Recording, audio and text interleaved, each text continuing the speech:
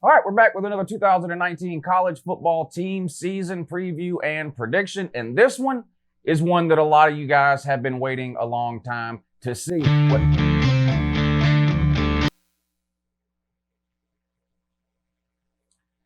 This is one that's been requested a lot. I've done a whole series of these videos so far. I think we're up to around 20 now, and we got a whole bunch more coming. I'm doing this series all the way up until the start of the college football season.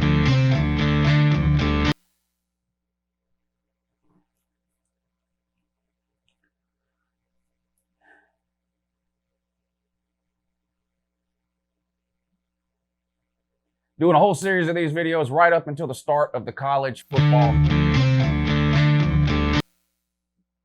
I can't use that anymore. For those of you that don't know, YouTube and Tool have taken down about 500 of my videos over the past 7 to 10 days. Tool has decided they don't want their music on YouTube anymore, and they've been every morning when I wake up, I have about 20 or 25 videos that have gotten removed overnight, so I can't use Tool in these videos.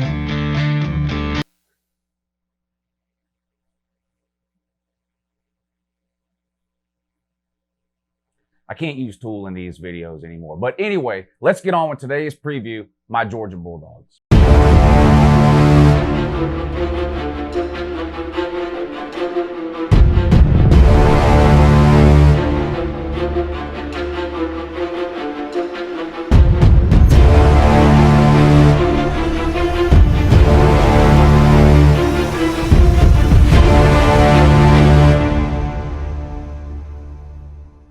Hey, good morning, it's Uncle Lou here. Yeah, that's right, it's me, Uncle Lou, and I'm live for you on LouTube today, so thanks for watching. I really appreciate it also, and in addition to that as well. Subscribe to this channel if you're not already. I post college football videos almost every single day of the year. A lot of them are even watchable. Yes, I'm a Georgia fan, I don't try to hide it, but I cover all the teams in college football. I mean, I'm just a college football fan in general. Georgia happens to be my favorite team, so if that upsets you, I'm sorry, it is what it is. At least I'm open and honest and upfront about it. I don't try to hide it. A lot of people complain all year long about these announcers and try to say, oh, this announcer fan of that team, and they're just hiding it. I don't hide it. I'm a Georgia fan. This is going to be this year's Georgia preview. Give this video a thumbs up if you're a Georgia fan and you're excited about the season, or maybe you've enjoyed this series of videos that we've been doing. I've done teams from all 5 of the Power 5 conferences. I've done independents like Notre Dame. I've done group of 5 teams like Memphis.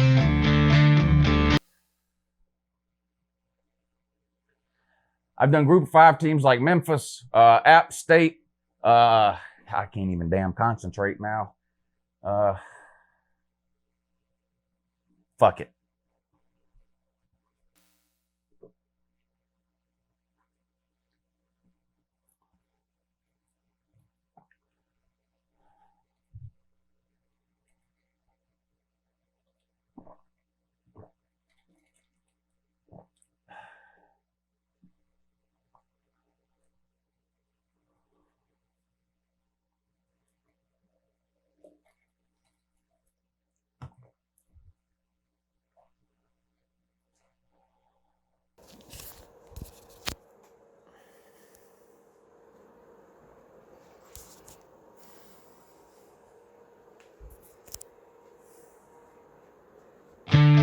You want a preview?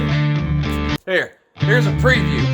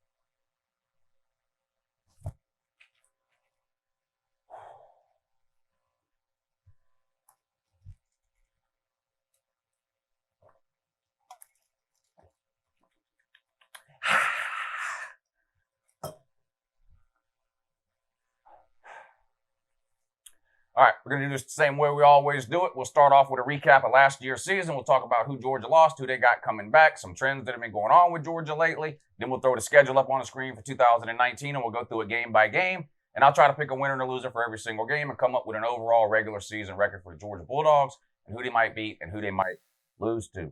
All right, of course, Kirby Smart, been there 3 years, heading into the 4th year now, right? How'd they do last year? 11-1 in the regular season, 7-1 in the SEC, 11-3 overall after losing the SEC championship game to Alabama and the Sugar Bowl to Texas. 2 close losses there. I'll put last year's Georgia preview and prediction ending screen up on the screen for you now. I do this on every video so you guys can either laugh at me if I was really, really off, or I can brag if I was really, really right. All right, here it is. Well, you probably already know this. You've been watching the channel for a while, but Uncle Lou was dead on the money with Georgia last year. I picked my Georgia Bulldogs to go 11-1 during the regular season, with the 1 loss coming on the road at LSU. And in fact, that's exactly what ended up happening. Georgia went 11-1 in the regular season and lost on the road to LSU. And then, like I mentioned, losing to Bama and Texas in the SEC championship game and then the Sugar Bowl. Georgia's won 14 straight games against the SEC East. Swept the East in 18, swept the East in 17, won our last 2 SEC East games in 2016. So been a long time since we lost a divisional game. Haven't lost at home since 2016. So 2 straight seasons undefeated at home. I think that's going to matter this year. Hopefully, we'll see. Finished 6th last year, right? Ranked 3rd in every single poll heading into 2019, including the coaches poll which just came out a few days ago. All right, Kirby, 3rd year. Heading into the 4th year. 2 new coordinators, 1 on offense, 1 on defense. Now, this is new for Georgia and Kirby Smart, but it's no surprise and it's no shock. When you have some really good teams, other teams come looking for your coordinators and your coaches. This is something that Alabama's been going through, seems like almost every single offseason for the last 10 years. Clemson been kind of lucky. They've been able to lock down, particularly their defense coordinator, Venables. They haven't had sort of the turnover on the coaching staff that some of the other upper echelon teams in college football have had. But in general, if you have some really good seasons, you can expect to lose a few coaches. That's what's happened with Georgia. Offensive coordinator Jim Chaney, gone. Now the offensive coordinator at Tennessee. Defensive coordinator Mel Tucker, gone. Now the head coach at Colorado.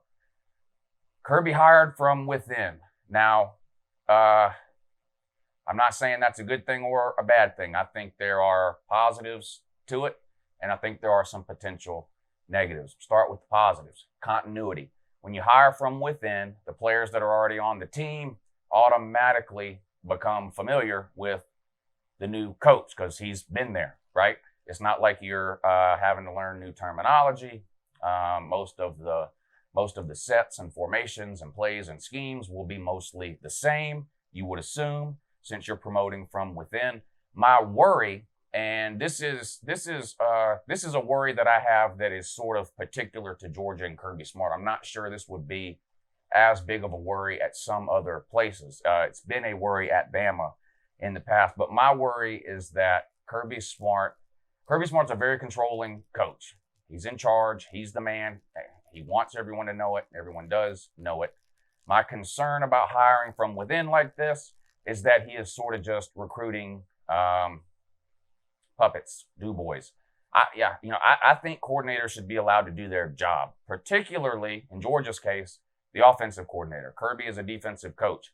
I expect him to sort of have his hands in the defense. I wish he would sort of leave the offense alone. I feel like Kirby Smart's overly conservative nature has trickled into Georgia's offense over the last couple of years, particularly in some second halves of some key games Georgia ended up losing, namely both the games to Alabama. I'm on the record as wanting a more aggressive, sort of modern day looking offense at the University of Georgia. I realize that we have elite running backs and offensive line, and I'm by no means am I saying to abandon the run game, but I would like to see our passing game take a big step forward. I'm not sure if the reason it hasn't done that over the last couple of years is Jim Chaney's fault. I'm not sure if it's Jake Fromm's fault. I'm not sure if it's Kirby Smart's fault. My worry is that it's Kirby Smart keeping too heavy of a hand on the offense. We'll find some of that out this year. If it was Chaney's fault, he's now gone. We should see a more aggressive, more grown-up sort of passing game from the University of Georgia.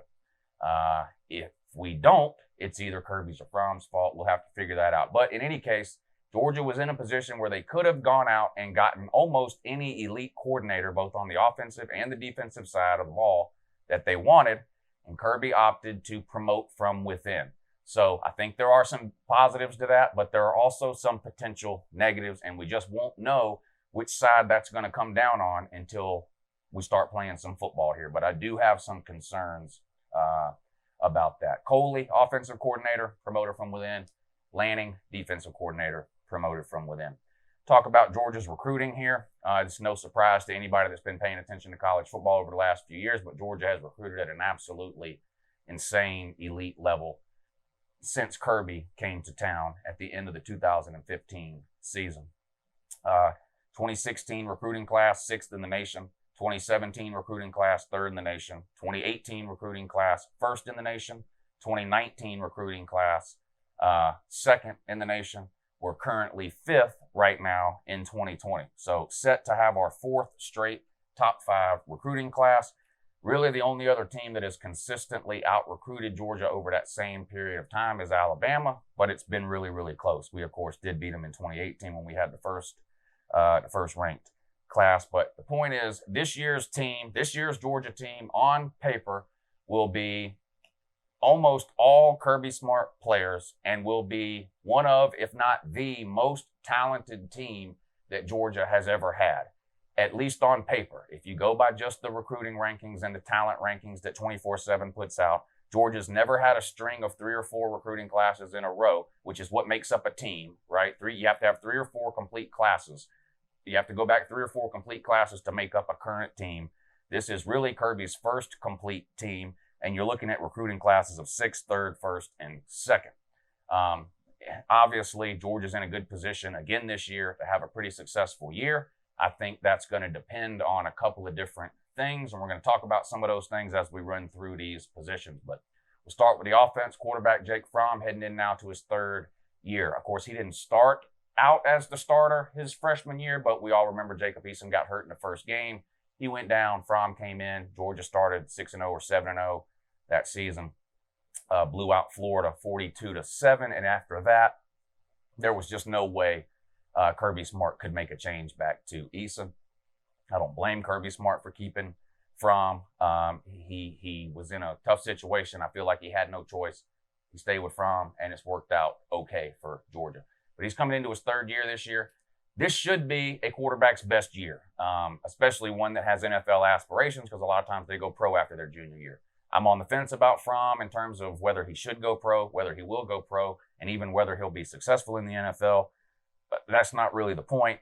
Georgia's a college team. He should have his best year. Now, the issue is going to come, of course, at the wide receiver position, which we will talk about in just a second. Backup quarterback situation from Georgia is more sketchy than it's been in several years. Now, if you go back to the 2017 season when Eason went down and Fromm had to come in immediately, first quarter of game 1, that was a sketchy quarterback situation for 3 or 4 weeks. Eason was unavailable, recovering from the injury, and Fromm had never played football before now in college. Now, had Fromm gone down the first couple of weeks of 17, it would have been really, really bad. You didn't have much behind him in terms of a backup, and we're sort of in that same situation now in 2019. We signed Juan Mathis. I like Juan Mathis. He looked pretty good in the spring game. He's got a great arm. He's a lot more mobile than Jake Fromm. He can move around, but I think he's a true dual threat quarterback. He's not a guy that just wants to run around. He's got a legit arm. He's dealing with some health concerns. It's not injury related from football. Routine physicals and medical testing turned up a brain cyst. He had to have some surgery in the offseason. Now he's back with the team. He's recovered. He's practicing now. They just started practice a couple of days ago. He's practicing. He's doing everything the rest of the team is doing because they're not in full pads yet. But he's not cleared for full contact. So I would be surprised if we started the season with him listed as the true backup or number 2 quarterback. And he really is the most talented backup on the roster. Behind him, you have Stetson Bennett. This is a kid that signed with Georgia out of high school as a walk-on. Couldn't earn a scholarship, so he transferred out, went the JUCO route, played JUCO last year. Didn't have a very good year, led the nation in interceptions, but Georgia re-signed him and gave him a scholarship after Justin Fields transferred out because we needed some depth at the quarterback position. So those are sort of the three guys sitting there at quarterback. Of course, last year we had Fields as a backup. And the point isn't whether Fields is any good or not. I know Georgia fans like to argue about that. The point is, when you just look at from a pure talent perspective, the backup quarterback situation at Georgia is a lot more sketchy this year than it was last year when we had Fields, or even the second half of the season before when Eason recovered from the injury and we had him as a backup if we would have needed him. Running back situation, and then we'll get to the wide receivers, which is what everybody wants to hear about. Georgia's loaded at the running back position, and if I had learned nothing else last year, and I'm a Georgia fan, I watch every second of every game, but I still learn stuff about Georgia every year that I watch it. If I learned nothing else about Georgia's team last year, it's this. It almost doesn't matter what running back we put back there. If we want a running back to get 1,000 yards, he's going to get 1,000 yards. Second year in a row, we had two running backs go over 1,000 yards. Now, the year before that, 17, you had Nick Chubb and Sony Michel. Those are two truly elite NFL-level running backs, and we've seen that in their first year in the NFL last year. Last year, we had Deandre Swift go over 1,000, and we had Elijah Holyfield go over 1,000. Deandre Swift is a true elite, top 5 level college running back, future NFL star, probably a first-round draft pick without question. Elijah Holyfield, on the other hand, an average at best running back. I've been saying that for 2 or 3 years. Georgia fans argued with me, and then when he went over 1,000 yards last year, I got a lot of fingers pointed at me and saying, see. And it's not that he didn't have a good year. Yeah, he had a good year. He went over 1,000 yards. Thank you, offensive line. The NFL didn't want him. They didn't draft him. He ran one of the slowest 40 times of any running back in history at the combine. I hope he makes it in the NFL. I don't ever wish any ill will towards these players in terms of the NFL, but my money would not be on Holyfield being successful in the NFL. But the point is, Georgia's offensive line, schemes, and running game is elite to the point where it almost doesn't matter who you put back there. Now, we got Swift coming back, like I mentioned, one of the top 5 running backs in college football, and you cannot argue that. I happen to think he's top 2, 3 at the worst. DeAndre Swift, Travis Etienne at Clemson, Jonathan Taylor at Wisconsin. I think those are 3 of the best backs in college football. You can argue 1, 2, or 3 for Swift. If you want to name 2 other players and even tell me Swift is 5, fine. You try to tell me he's any worse than 5th, then you just don't know what you're talking about. A guy is a 3-down back. He can catch it out of the backfield. He's got great hands, runs good routes. In fact, I don't want to get ahead of myself here, but he's Georgia's leading returning receiver from last year too. So he's going to have an increased workload this year. Behind him, a couple of experienced back, namely Brian Herrien. Now, Brian Herrien doesn't have the talent, the ceiling, or the potential of any of the other running backs that have come through Georgia over the last few years, but this guy gives 150% every single play that he's on the field. He's not the biggest guy. He's not the fastest guy. He's not the strongest guy. He doesn't have the most exciting moves, but he does what he's supposed to do. He's been great on short yardage situations last year, which sort of surprised me because he's not a very big guy at all.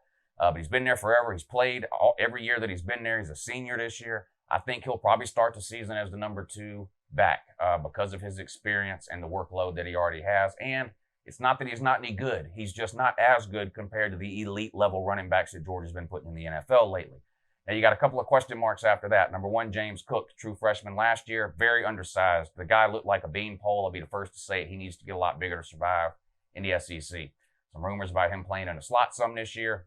He's sort of a 3rd-down looking running back to me. He doesn't look like a guy who can pound it into the offensive line 15 or 20 times a game. But he showed some flashes last year, blazing speed, good hands, runs good routes, like we mentioned, can play in the slot if you need him to. I think he'll see an increased load this year versus what he had last year as a true freshman. And then the wild card, of course, Zamir Wyatt. This guy was the number 1 running back prospect in a long time when he came out a couple of years ago from a high school in North Carolina, signs with Georgia. Last month of the season of his senior year in high school, he blew his knee out, which was terrible news. He had the surgery, he rehabbed, he recuperated, he recovered. He didn't participate in spring drills his freshman year, but by summer he was back with the team, and by fall camp, about this time last year, he was 100% ready to go. About a week or 2 into practice, about 2 weeks before the season started, he was participating in some punt drills on a punt team, and he blew his other knee out. Just an absolute nightmare and worst case scenario for a guy who had all the talent and all the potential and all the expectations in the world. And you get that close to the season. You've recovered from a devastating knee injury the previous year. You can taste the season. It's so close, and you blow out your other knee. Anytime you're coming back from a knee injury, in my opinion, it's 50-50 that you'll ever be the same player that you were before. Zamir Wyatt has basically been rehabbing his knees for almost 18 months straight. Not the same knee, different knees. Blew one knee out senior year in high school, blew the other knee out right before the start of the season. This really hurts me because I try not to get carried away with these highly rated recruits. I have a famous line. I say it all the time. I need to see him do it on Saturdays. It was hard not to be excited about Zeus and Zamir Wyatt. When you looked at what Georgia was able to do with their running backs, when you looked at Georgia's offensive line and what it was going to look like over the next couple of years with Zeus there, and then you looked at Zeus, it was hard not to get excited, and I absolutely hated that he went down before the end of the season. Now, he's back to 100% again now. He's fully cleared. He's fully participating. He was running all the way back in spring. He didn't participate in the spring game or contact drills or anything like that, but he's been doing everything with the team other than contact pretty much all this year. And now he's 100% cleared. So when summer workout started and now fall camp, he's 100% cleared and good to go. When will we see him play? I think we'll see him week 1. I really do. I'm not sure how many carries he'll get. We play on the road at Vandy. It's an SEC game, so it's not one of these gimme freebie games, even though it's Vandy. It's not like it's an FCS school or something like that. I think we'll see him week 1. How much will we see him? I don't know. You got to remember, Nick Chubb and Sony Michel each averaged about 10.5 carries a game their senior year. Georgia is not known for giving running backs a ton of carries. They split the load up. Maybe we see 4 or 5 carries from Zeus against the Vandy game. Maybe we see something similar to that the next 2 weeks against some lower classification schools. I have a feeling that by mid-season, if everything goes well, his carries will be ramped up, and he probably will be securely the number 2 running back on our roster behind Deandre Swift. I know that was a long thing about Zeus, about Zamir Wyatt, but I feel like he deserves to be talked about some here, so we included that. All right, the wide receiver situation. All right, everyone knows we lost our top 4 wide receivers from last year's team to the NFL. Well, 3 wide receivers and a tight end. Terry Godwin, McCole Hardman, Riley Ridley, and then tight end Isaac Nauta, all left for the NFL draft. That left us with returning wide receivers of Jeremiah Holloman, who had a lot of talent and a lot of potential. He was basically the 3rd or 4th option at wide receiver most times last year, but he had true number 1 wide receiver potential. And then we also have Tyler Simmons returning, who was about the 5th or 6th wide receiver option last year. Everyone knows what happened with Holloman, right? A domestic issue, kicked off the team. You never want to lose a player for any reason. You never want to see a player hitting a woman. There's no excuse for that, and I'm not here to make one. I think what he did was terrible, and I think he got the punishment he deserved. I hope he gets a second chance somewhere. I'm hearing that he will. Most likely a school in Florida is what I'm hearing. I hope he gets a second chance. I hope he realizes sort of the error of his ways, and I hope he goes on to have a great college career and gets a chance in the NFL. But he's gone. That leaves Georgia with Tyler Simmons as the only returning wide receiver on the roster who's really ever caught a pass in a meaningful game for the University of Georgia. I mentioned Deandre Swift. He's our leading returning receiver from last year with about 330 yards. So 0 experience really at the wide receiver position. Now, we talked about Georgia's recruiting rankings. There's been wide receivers recruited in each of those classes that we talked about that have insane talent and potential. It's just we haven't seen it yet, okay? And people are going to say, well, and there's several 5-stars there. They say, well, 5-stars don't always pan out. I agree. That's why it's a good thing Georgia's got several of them. Georgia needs one of these wide receivers who has yet to break out at the University of Georgia. And let's be real, just because they haven't broke through yet doesn't mean they're not any good. They were playing behind 3 wide receivers who just got drafted into the NFL. We had another wide receiver drafted in the NFL the year before that, Javon Wims. He's with the Bears now. So we were loaded with NFL wide receivers. So it's no embarrassment that these guys weren't able to play or get on the field or see much action as freshmen or sophomores. But you got to have some of these people step up this year. Who are the main candidates? I'm most excited about the 2 freshmen that came in this year, George Pickens and Dominic Blaylock. These 2 guys, to me, have true number 1 wide receiver potential. They're the size you want. They got the speed, they've got the hands, they've got the route running. They're going to have to learn the plays, learn the playbook. Of course, Kirby, huge on wide receivers being able to block. I agree. It's great if a wide receiver can block, but let's not forget what a wide receiver's primary objective is, and that is to catch passes. I hate to see a wide receiver benched and given zero playing time because the coaches don't think he blocks well enough on first down. Don't play him on first down, okay? But if it's 3rd and 8, can we put the receivers in that can catch the ball? That would be ideal. Either Blaylock or Pickens, in my mind, has got to emerge as a legitimate number 1 wide receiver this year for Georgia to reach its ultimate goal. I don't think Georgia can win a national championship with Tyler Simmons and I don't know, name whoever else you want to name on the other side. I think we need one of the guys that has yet to prove themselves to really step up. Now, I think Georgia can win the East probably with the same recipe they've had the last couple of years, which is a kindergarten passing game full of swing routes and 4-yard curls and 8-yard out routes. Run, pass, run, pass. I think Georgia can probably win the East doing that again. I'm not so sure they can get much further than that if the passing game doesn't take a huge step forward. Georgia, the last couple of years, has had top 15 running games, top 15 defenses, 70th ranked passing games. Last year was 72nd. Passing game's got to take a step forward. I think some of that's on Fromm. I think some of that's on coaching, play calling, aggressiveness in the second half. And some of it obviously is going to fall onto these unproven wide receivers. You got Demetrius Robertson, a 5-star coming out of high school a few years ago, chose Cal, went out, lit it up his first year out there. I get it, it's Pac-12, almost 1,000 yards receiving as a freshman, hurt as a sophomore, transferred to Georgia his junior year, high expectations. The guy couldn't get on the field. He had 0 catches last year, ran a couple of jet sweeps, dropped a couple of touchdown passes, and sort of after that, you never really saw him again. I expect him to play a lot this year, probably start in the slot. Got Kearis Jackson possibly in the slot. And even Blaylock, I have heard since practice started, has been getting some looks in the slot. So it looks like George Pickens maybe be the guy on the other side opposite Tyler Simmons. Tyler Simmons is a good receiver. He's a dependable receiver. Like I mentioned, he's been there. He knows the plays in the playbook. He can block. He is not a truly elite number 1 wide receiver.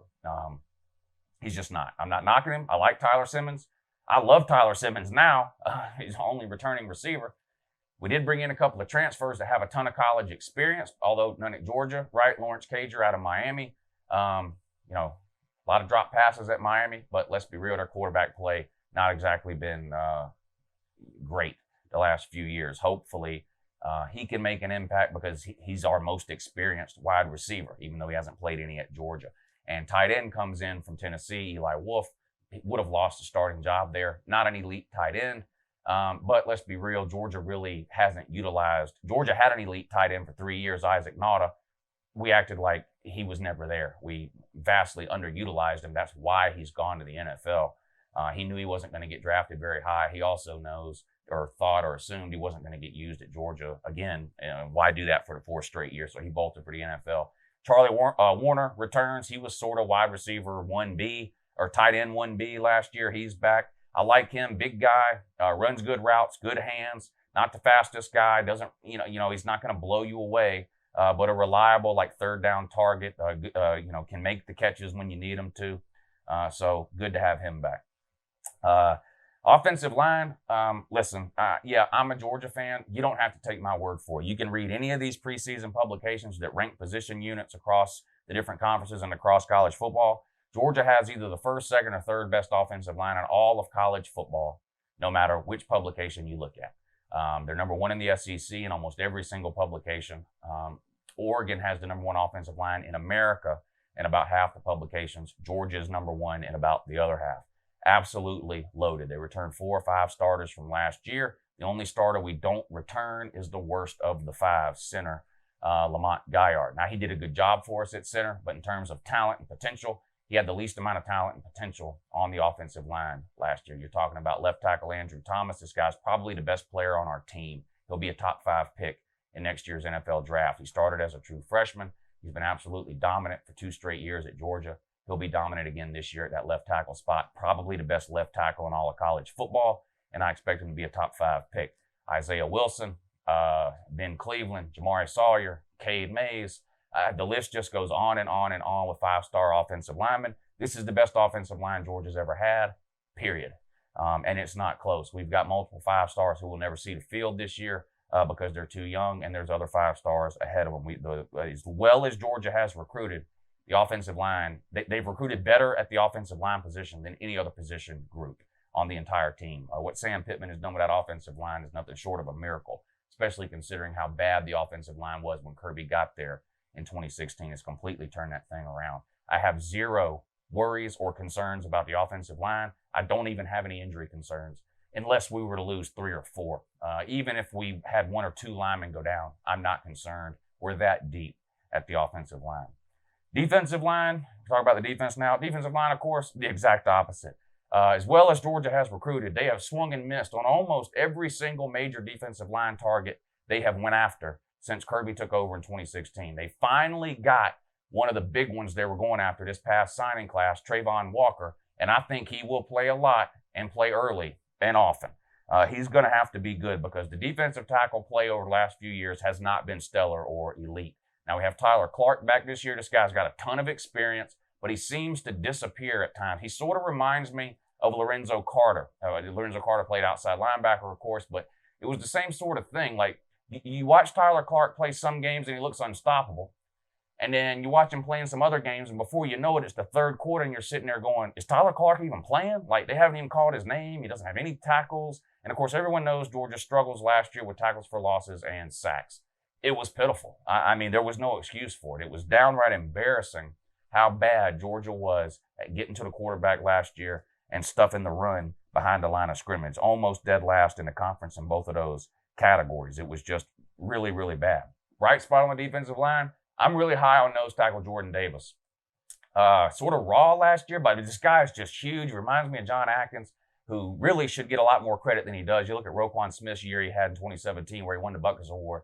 Atkins should get half that award, in my opinion. Atkins was eating up 2 and 3 blocks of play, which really allowed Roquan at the inside linebacker position to sort of roam sideline to sideline untouched on a lot of plays. That's the sort of thing Jordan Davis can give an inside linebacker. So I'm high on him. Speaking of inside linebacker, this is another position at the University of Georgia where, to me, the talent level doesn't reflect the recruiting. We've recruited at an insane level, but you look at the inside linebackers, and it just doesn't seem like those guys are playing up to their potential. I think Monty Rice is the closest to doing that, but you look at Tay Crowder, the guy's a converted running back. He's not terrible, but he's never going to be an elite level linebacker in the SEC. Monty Rice, I think, has the potential to be, but we're going to have some young guys step in, namely, of course, freshman Nakobe Dean from this year, #1 inside linebacker recruit in America for the 2019 class.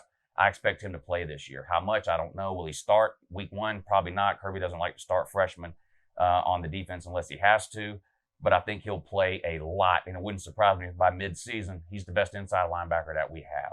Defensive backs, I don't have any concern. I know we lose DeAndre Baker, and while I'm not, we may not have a corner as good as DeAndre Baker, I'm happy with the 2 that we do have. Tyson Campbell looked way better the last couple of games of the season last year than he looked in the first couple. I was worried that Tyson Campbell was going to be a bust after the first half of the season last year. I'm not going to lie.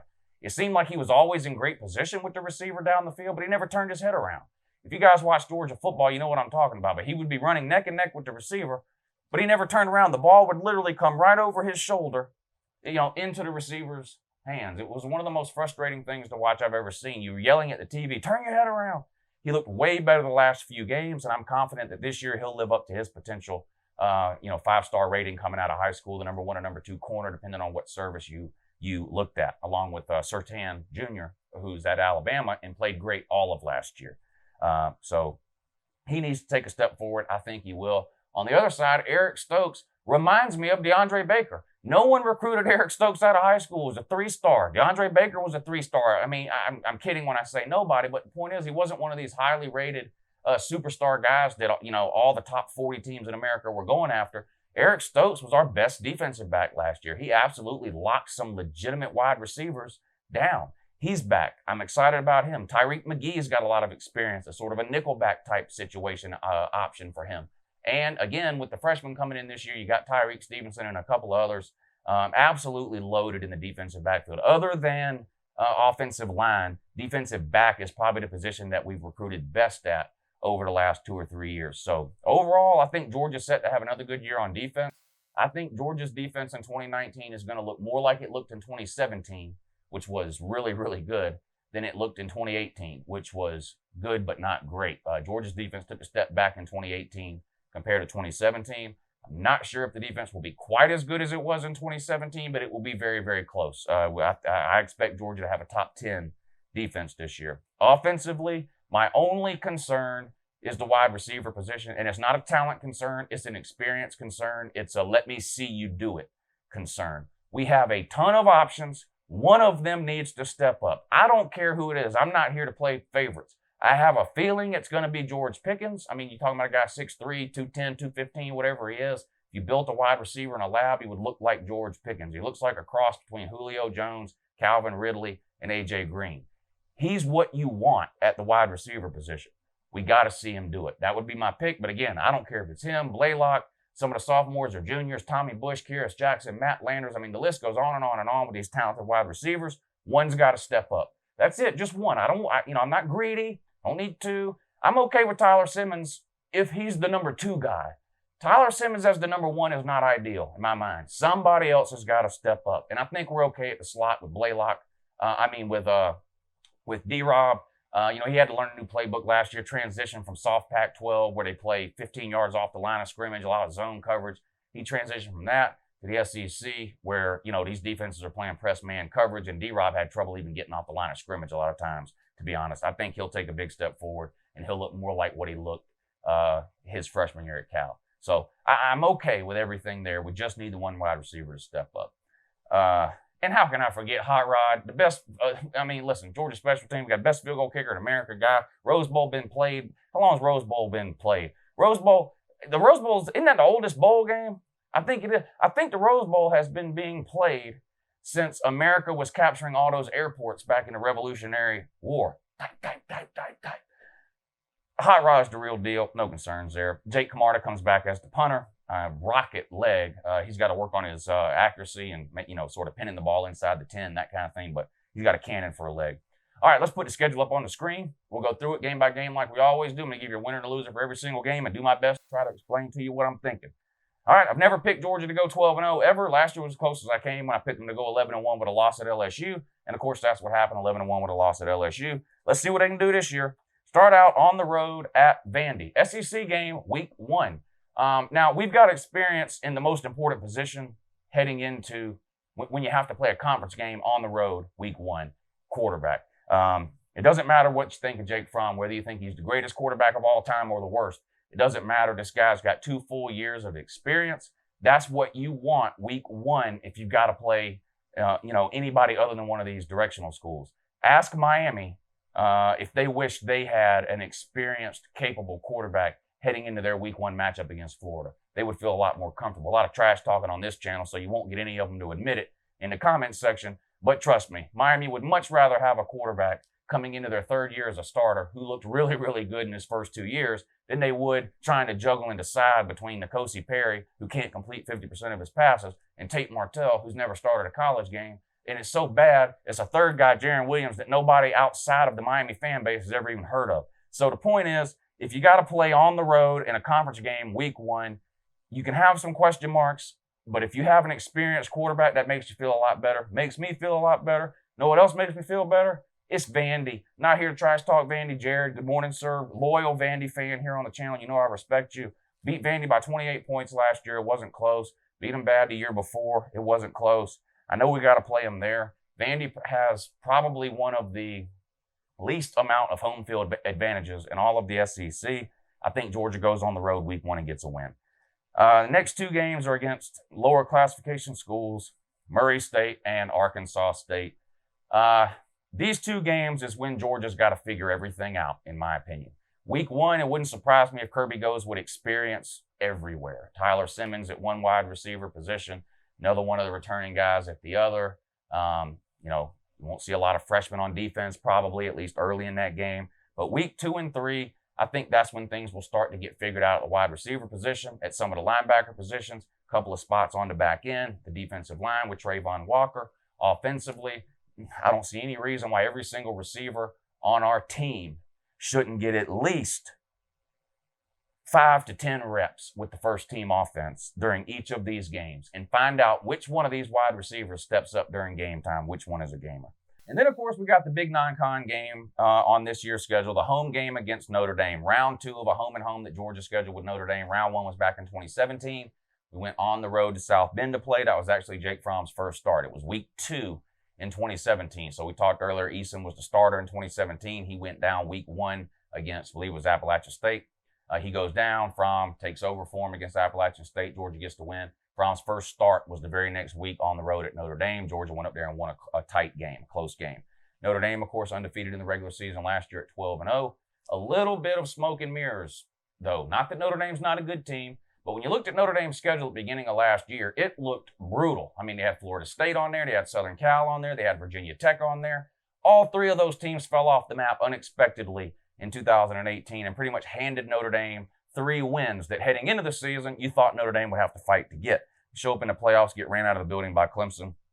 Notre Dame's still yet to win a major bowl game since the BCS was invented. They're 0 for 8 in BCS bowl games, New Year's 6 bowl games, and BCS national title games. They're 0 for 8. You got to go all the way back to the early 90s to find the last time Notre Dame won a meaningful postseason game. I think they won a Sugar Bowl maybe in 92 or something against Florida.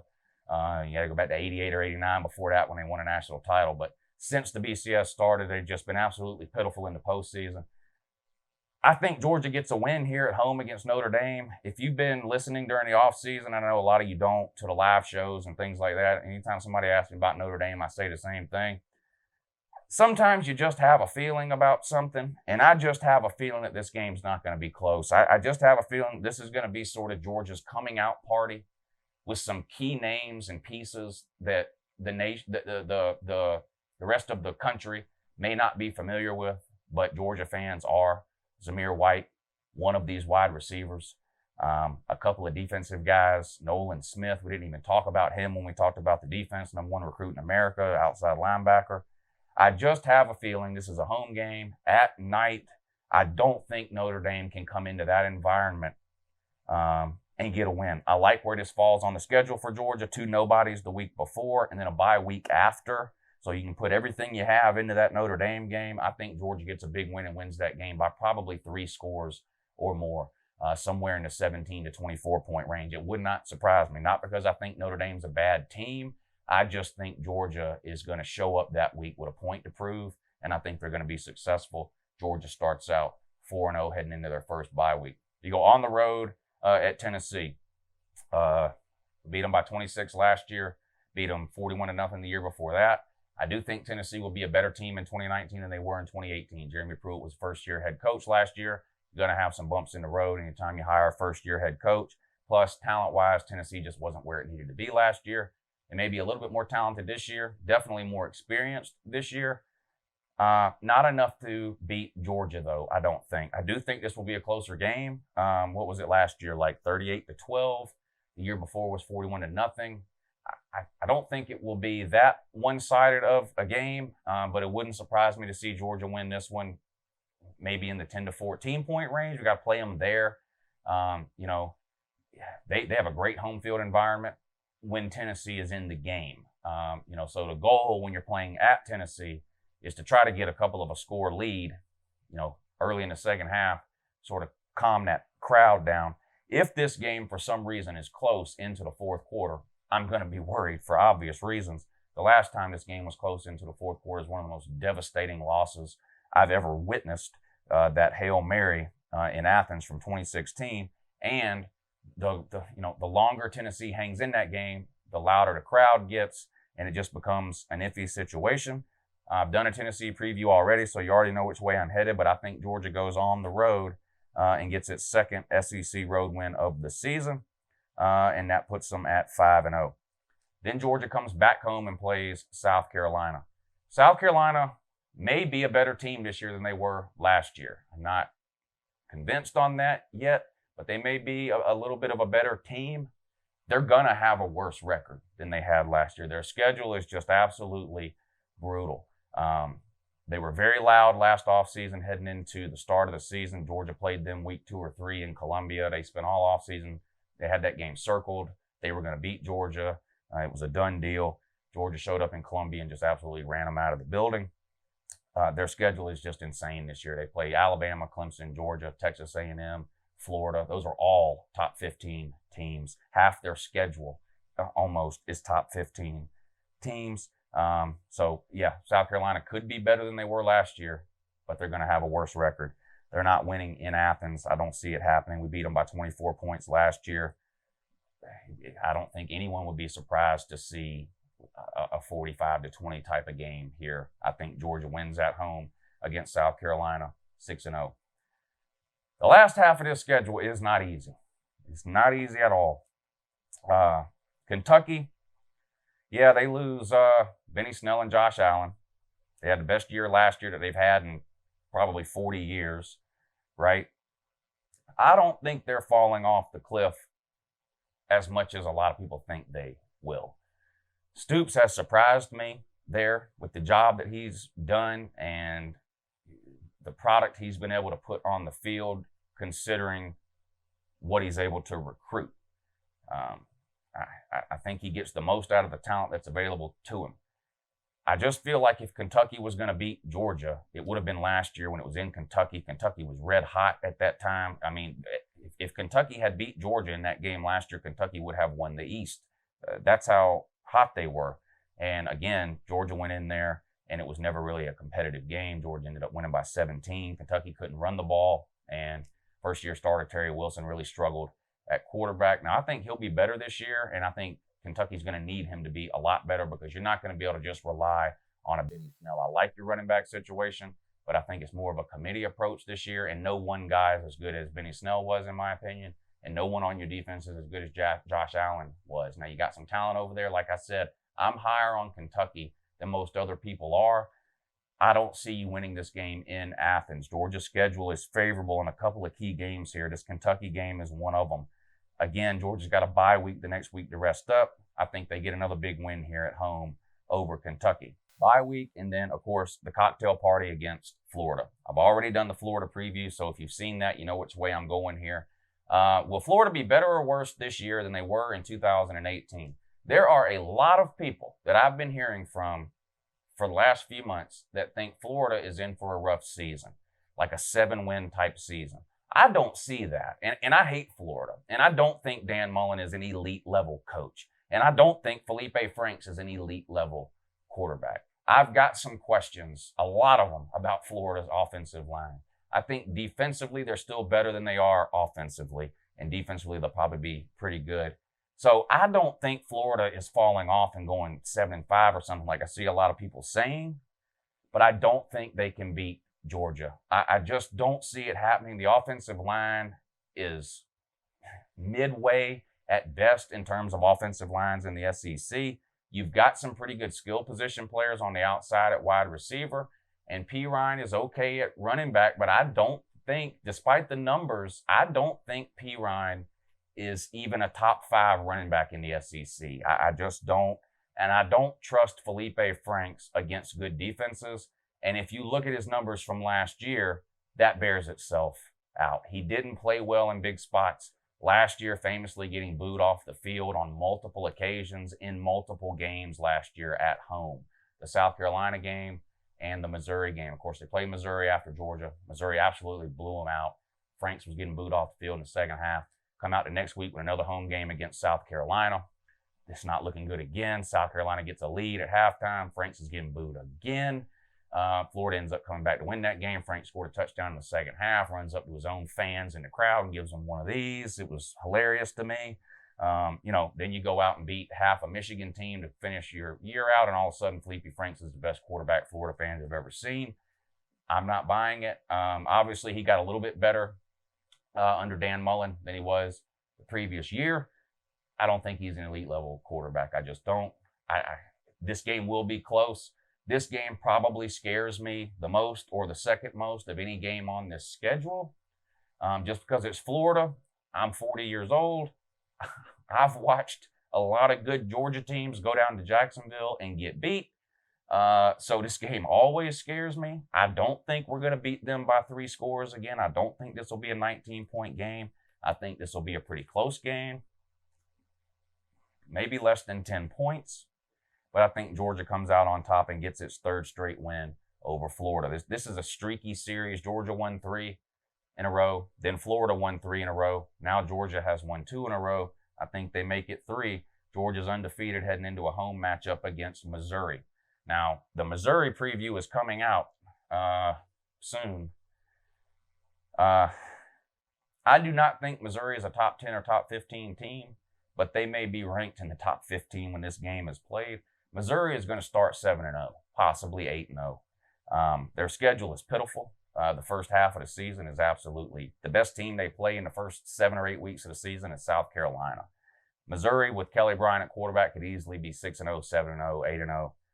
Not beating Georgia in Georgia, though. Georgia has owned Missouri since they entered the SEC, only beating Georgia, I think, 1 time, maybe twice. And Missouri had some pretty good teams winning the East a couple of years in a row with NFL defensive lines. It was under the previous coaching staff, Gary Pinkel, who, of course, is gone. Barry Odom's in. I just don't see Missouri winning this game in Athens. Now, Kelly Bryant, of course, is the X factor for Mizzou this year. Don't really know what we're going to get from him. He completed 66% of his passes at Clemson, so I think he has sort of a bad rap in terms of, he can't throw the ball. But he completed 66%, so he was doing something. Now, obviously, he's not the quarterback, especially with his arm that Trevor Lawrence is, and I don't think anyone is thinking that Clemson made the wrong decision by going with Trevor Lawrence. But the point is, I still think Kelly Bryant has potential to be a pretty good quarterback. Now, he's going to see better defenses in the SEC, even in the SEC East, than what he saw in the ACC against Clemson. But I think Kelly Bryant will have a successful season. He can do a lot of damage with his legs. Georgia's going to have to try to contain that. But I think they do enough to get it done and get yet another win. Now we're on to the last 3 games of the season. 2 of them are on the road. At Auburn, home against Texas A&M, on the road at Georgia Tech. At Auburn, Kirby Smart has never won an SEC West game on the road. The main reason you know that is because I tell you all the time. That's why I picked Georgia to lose on the road last year at LSU.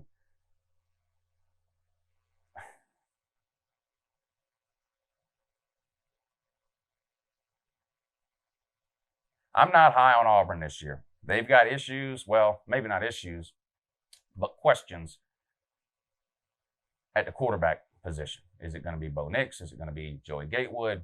Is Gus Malzahn really going to call the plays this year? How's the offense going to look?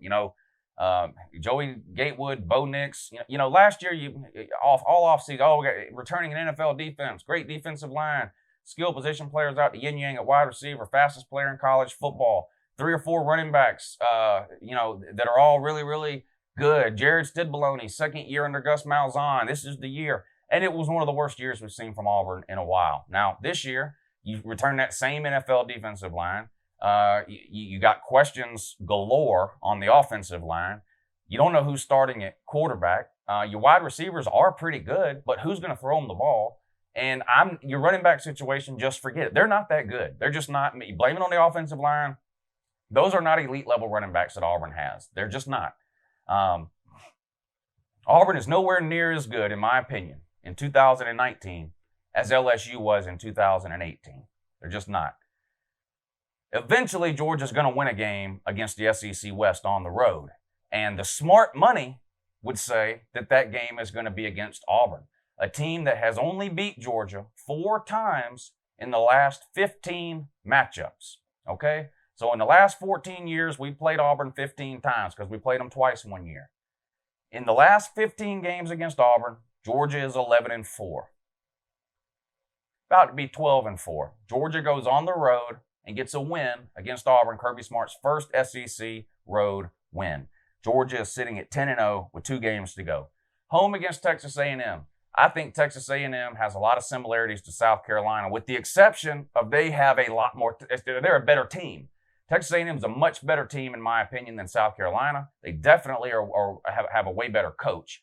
I like Kellen Mond. He's one of the most experienced quarterbacks in the SEC. It seems like every receiver they have is 6'10" or taller. It's just ridiculous when you look at their wide receivers. All their question marks to me are defensive and running back. I could not be happier that Texas A&M lost Travion Williams. This guy, to me, was one of the most exciting running backs and one of the most dangerous running backs in all of college football last year. This guy could take a 5-yard swing pass off in the flat and take it 80 yards like it was nothing. You lose him, you got to replace him. You weren't great at running the ball last year. Hard to imagine you being great at it this year. I think your strength is in the experience at the quarterback position with Kellen Mond. This is a guy that can run around. I saw him make some throws last year, and then receivers make catches of those throws.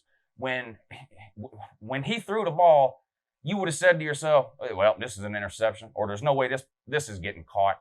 I saw some of the most miraculous throws and catches into tight coverage that I've ever seen last year from Kellen Mond in the LSU game and in that Clemson game where they almost upset Clemson at home. Texas A&M defensively, though, still not where they need to be, in my opinion, to be an upper echelon team in the SEC. They got to play Alabama. They got to play Georgia. They got to play LSU. Those are just 3 elite defensive teams. They get Alabama at home. I haven't done an Alabama preview yet, but I think that's probably Alabama's most difficult game. They have to play Texas A&M in College Station. I think we're extremely lucky to get this game this late in the season. At home, I think Georgia wins and they're 11-0. That pretty much spoils it because Georgia Tech's not beating us, first-year head coach there. I like the direction that Georgia Tech is headed, at least in theory. That triple option was just never going to pan out. Yes, it was able to get you a year or two where you could compete for the ACC. It was never going to be anything more than that, and it was only going to be once every 5 or 6 years, and then you had all those years in between where you just were terrible. And on top of that, no one wants to watch that style of football. Now, I loved it as a Georgia fan because we didn't have to compete against Georgia Tech for recruiting.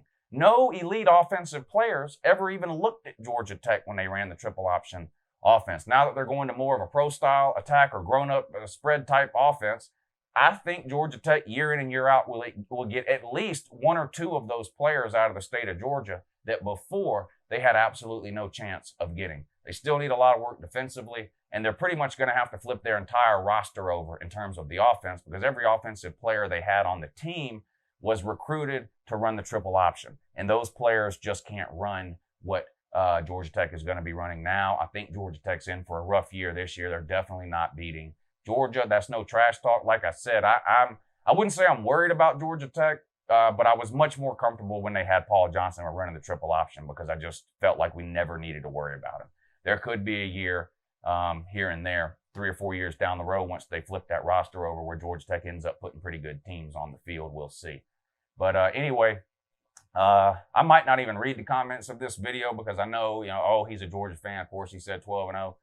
Listen, I've been doing this for 5 or 6 years. I've never picked Georgia to go 12-0 in the regular season, ever. In fact, it's very rare that I ever pick any team to go 12-0 in the regular season because most times teams, even elite teams, end up losing at least 1 game a year that you don't expect them to lose. And that could very easily happen to Georgia this year, and we could finish 11-1 or even 10-2.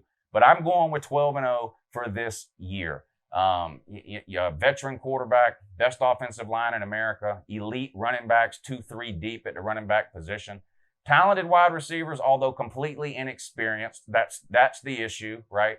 Defense, I think, will be close to what we saw in 2017 when Georgia had a top 10 defense. There's a ton of names on the defensive side of the ball that even me as a Georgia fan had forgot about until looking through the roster. We tend to focus on players who are coming back, right, and incoming freshmen. We forget about all these huge names that Georgia signed in 16 and 17 that have never played because they've been behind other 5-star players who are now in the NFL. But names like Otis Reese, Channing Tindall, the list just goes on and on and on. Herring, it's just ridiculous. And you're going to see a lot of those players that were recruited in those top 3 classes in 16 and 17. A lot of those players are sophomores and juniors now, and they're going to break out and bust onto the scene this year. I think Georgia's going to have an elite level defense. I think the potential is there to go 12-0 in the regular season, and that's what I'm picking them to do. So feel free to tell me I'm an idiot homer. Listen, I could pick Georgia to go 10-2. There's still going to be people in the comment section telling me I'm an idiot homer. So anyway, appreciate you guys watching. How long is this video? 2 hours? Have a good morning.